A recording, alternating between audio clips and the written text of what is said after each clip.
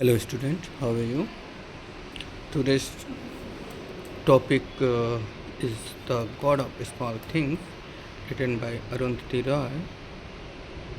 This is correlated to Kerala and in his village story.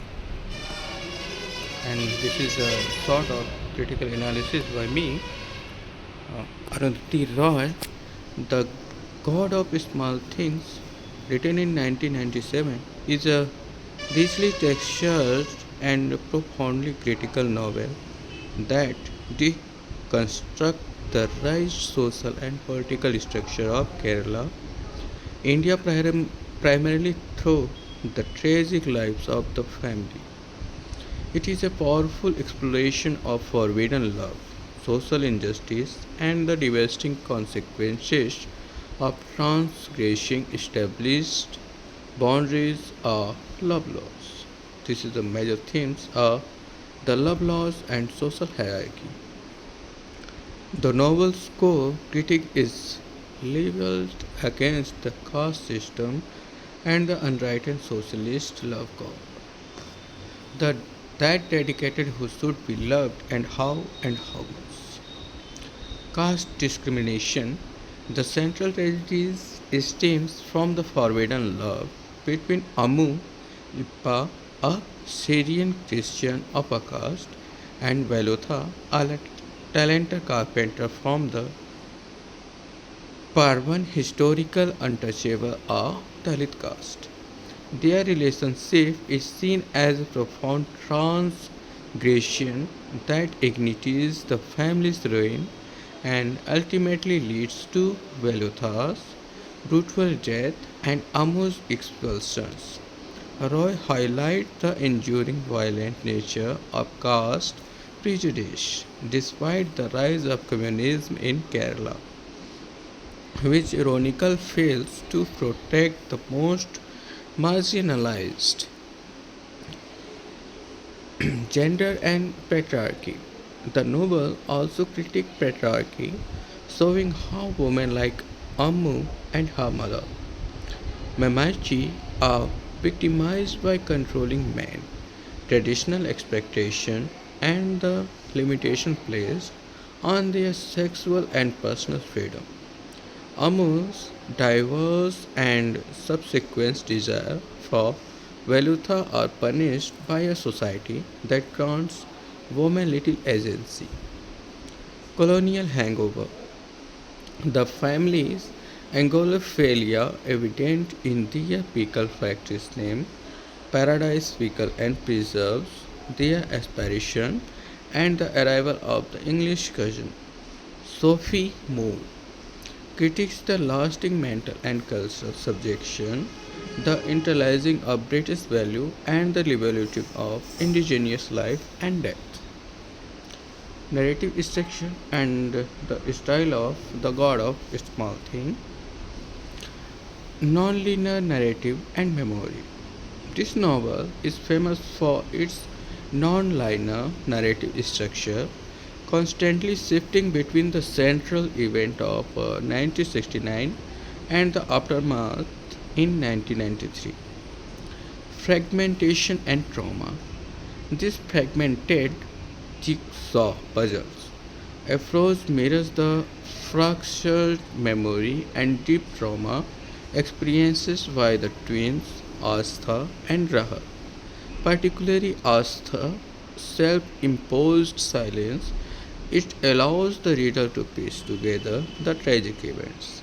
The death of Sophie Moll and Valutha's mother,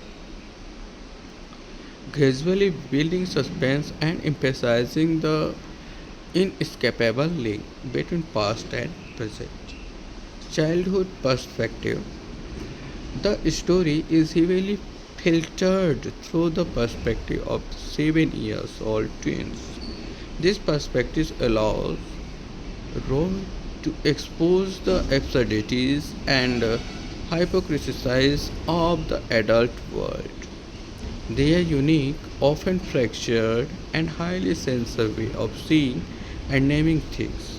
Example, Cochin kangaroos, Stefan, the god of small things, is a key stylistic vision.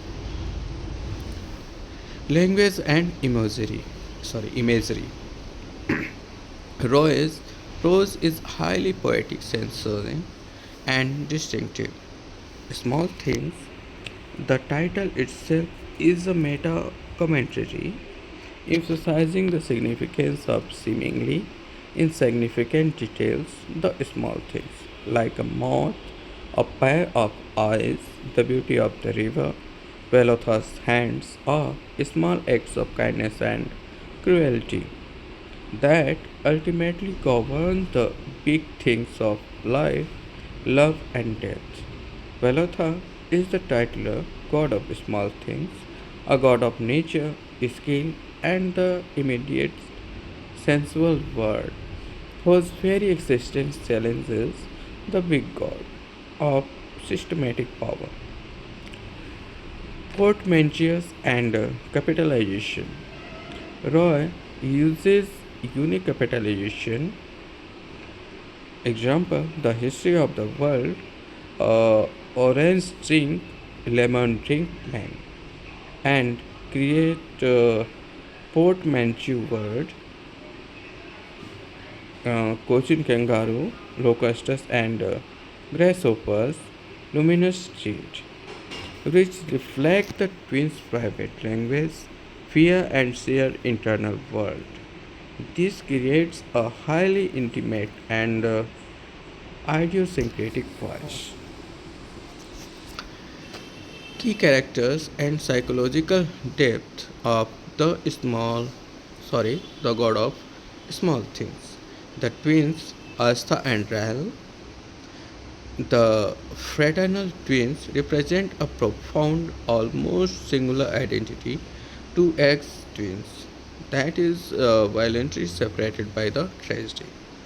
Astha, he is the primary victim of the trauma, silenced by a predatory act, the orange drink, lemon drink man, and then forced into a false testimony against Valatha. His silence in adulthood is a testament to the crushing weight of social cruelty and suppressed memory.